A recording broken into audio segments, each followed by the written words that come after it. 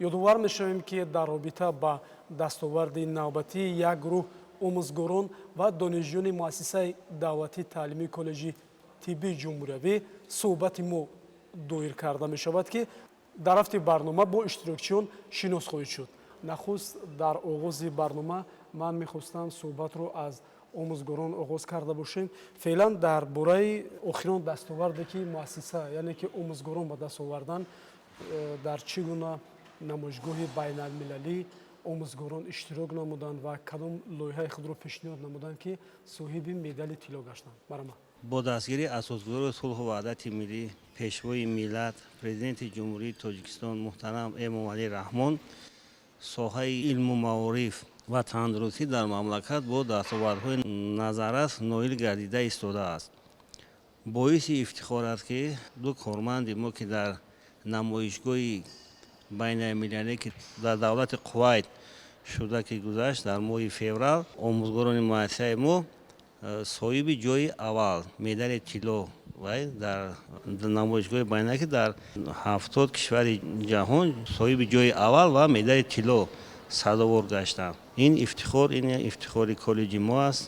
дар муассисаи давлатии таълимии коллеҷи тиббии ҷумҳуриявӣ шумо шоҳиди ҳол ҳастед ки ҳамаи озмоишгоҳҳо фаъол мебошанд. донишҷӯёни мо дар ҳамаи олимпиадаҳои фание ки аз тарафи кумитаи таҳсилоти ибтидоии миёнаи касбӣ гузаронида мешавад ҷойҳои намоёнро сазовор мегарданд. имрӯз шароити имкониятҳои муассисаи таълимӣ то кадом андоза ҷавобгӯи талабот аст? имрӯзҳо шароит барои насли ҷавон ва донишҷӯе ки муассисаи давлатии таълимии коллеҷи тиббии ҷумҳуриявӣ ба бозори меҳнат бо ҳуҷҷати зарура таъмин менамояд, ҳамаи шароитҳо муҳайё гаштаастанд. муассисаи давлатии таълимии коллеҷи тиббии ҷумҳуриявӣ аз се бинои таълимӣ, як хобгоҳ, ду майдончаи варзишии футболи хурд, як майдончаи варзишӣ барои бозии баскетбол ва ду толори варзишии болопӯш, яъне ки дар фасли сармо шароити мусоид ҳастанд.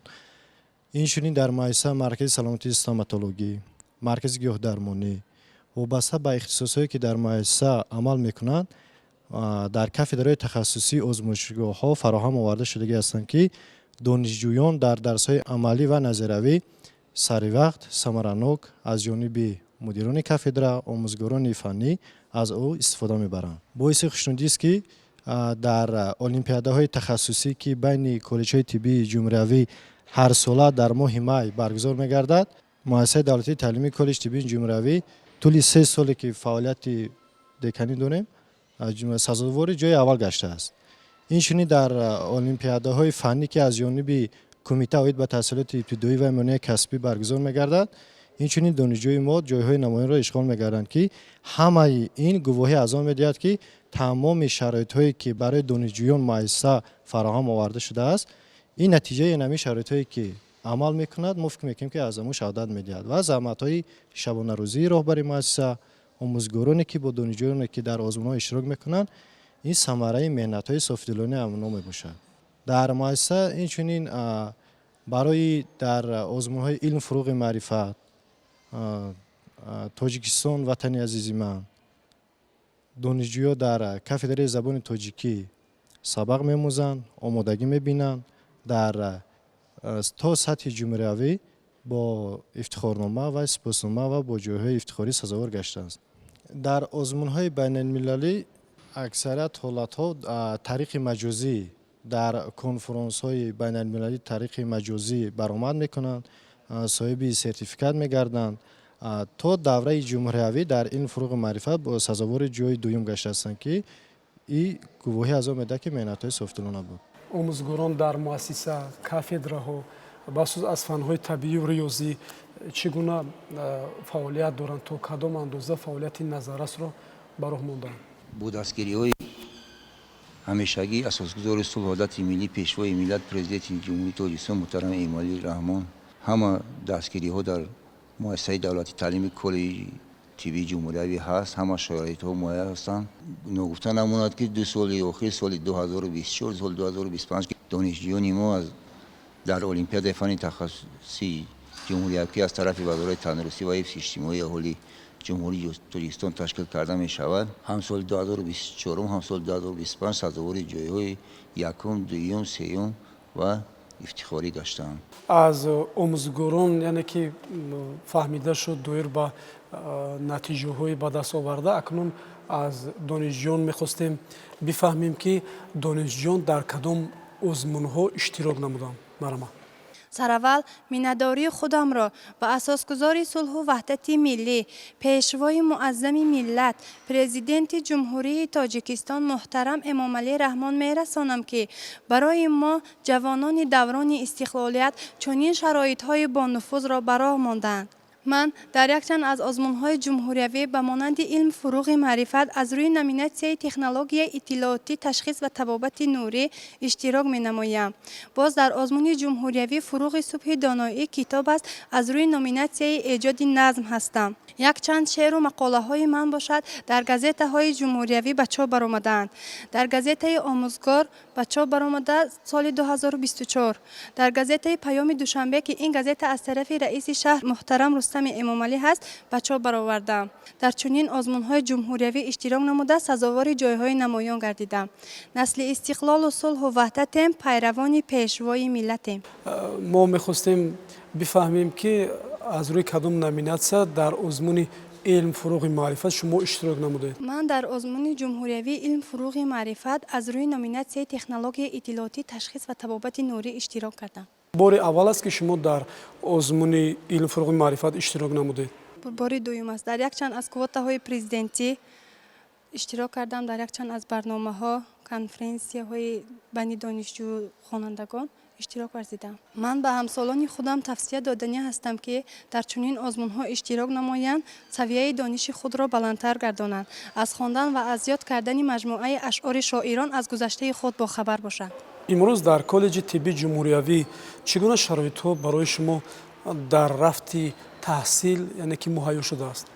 در کالج طبی جمهوریوی شرایط های به نهایت خوب هستند. برای ما دانشجویان پیشنهاد میکنند با ما باشد به این شرایط ها مقصد تاباور هستیم و در چنین از آزمون ها اشتراک نمودن نام مؤسسه خود را در دیگر کشورهای بین المللی بلند برداریم. آمادگی شما مثلا با آزمون های در پیش سوده آزمون فروغ صبح دانایی کتاب است چگونه است؟ من میخواهم در چنین از آزمون ها اشتراک نمایم، نام مؤسسه خود را بلند گردانم و این چنین اعضای کتابخانه ملی هستم. بسیار کتاب ها را مطالعه میکنم و در چنین آزمون ها اشتراک میکنم. در درجه خوب میگذرد آزمون در مؤسسه ما. چطوره که به همه ما و شما معلوم است ایجاد نظم این از خود مقصد از خود انسان شعر ایجاد کردن است. یک چند شعرها، مقاله ها، 20 غزل، 20 رباعی، 10 دوبیتی، 3 مخمس، 2 ترجیع بند، 2 ترکیب بند، 5 شعر سفید، 10 سرودی وطن دوستانه و غیره موافق نظامنامه آزمون که در نامیناسیون من پیشنهاد شده است. من از روی همان نظامنامه تیار دیده ایستادم. تشکر از آموزگاران. میخواستیم دایر به تیار کردن متخصصان در رشته تندرستی بفهمیم که امروز در روند به بازار مهنت در چگونه متخصصان که با طلبات زمانی معاصر آماده کرده می شود. با دستگیری پیشوای ملت پرزیدنت جمهوری تاجیکستان محترم امامعلی رحمان ساحه علم و معارف و تندرستی در مملکت با دستاوردهای ندرس نایل گردیده است. ما 3 بینای تعلیمی داریم. یک خوابگاه دانشجو در این بینای اساسی که ما در اینجا صحبت کرده ایستادیم بینید که از همه شرایط ها برای دانشجویان تامین است.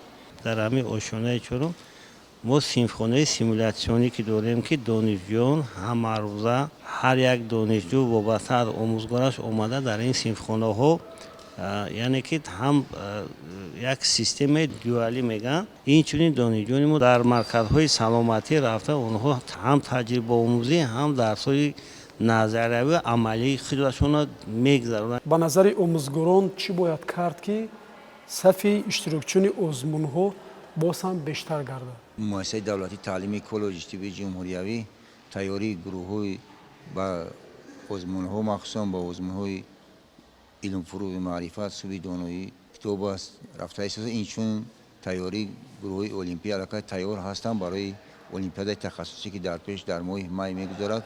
باوری داریم که در این المپیاد هم دانشجویان ما که تخصص کاری دندانسازی است، مثلا شخصا خودم جای نمایان رو اشغال میکنم. برنامه 20 ساله رشد فن‌های طبیعت‌شناسی دقیق و ریاضی در مؤسسه دولتی تعلیمی کالج طبی جمهوری چگونه عملی گردانیده می شود؟ در سمت آماده نمودن متخصصان میانه طبی در مؤسسه در نظریه و عملی برگزار می‌گردند. در نوبت خود دانشجویان از دو تجربه آموزی استفاده می‌برند که یکی تجربه آموزی تعلیمی و دیگری تجربه آموزی پیش از دیپلمی، یکی استحصالی و دیگری قبل دیپلمی. دانشجویان پس از انجام سمستر یا که نیم ساله یکم و نیم ساله دوم سال خوانش طریق راهخط از مرکز تجربه آموزی مؤسسه راهخط می‌گیرند. در نیم ساله دوم بعضی دانشجویان در جایهای استقامت خواهند که در ناحیه خود سفربر کرده می شوند. در سمت تندرستی این خود دو دستاوردی که در سال 2026 که آموزگاران مؤسسه صاحب گشتند شهادت آن می‌دهد که یکی از مدیر کافدره تکنولوژی انفرماسیونی تشخیص و با طبابت نوری می باشد، همچون فن دقیق و طبیعت شناسی حساب می شود. اون مدال طلا است. دانشجویانی که مثلا در آزمون المپیادها با گرفتن جایهای افتخاری سزاوار می شوند، مؤسسه تعلیمی چگونه امتیاز با آنها پیشنهاد می نماید؟ دانشجویانی که در آزمون‌ها در المپیادها که جاهای نمایان را سزاوار می شوند، طبق نظامنامه، طبق وی دستگیری‌های روبر مؤسسه دانشجویی که طریق پولکی تحصیل می نماید اونا یا بر رایگان گذرانده می شود یا اینکه 50% مبلغش تحصیلش را کم میکنیم.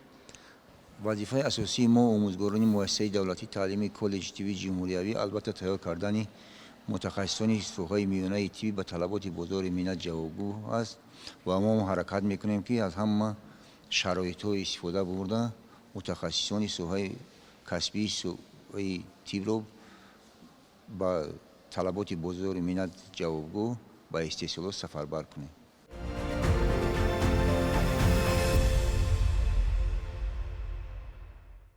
برای اشتراک در برنامه جهان سپاس. واقعا ما در آینده امیدوار هستیم که شاگردان شما بخصوص استادان و آموزگاران مؤسسه تعلیمی در بنفوذترین آزمون‌های سطح جمهوری و بین المللی اشتراک می‌نمایند و صاحب جایزه‌های بلند می‌گردند.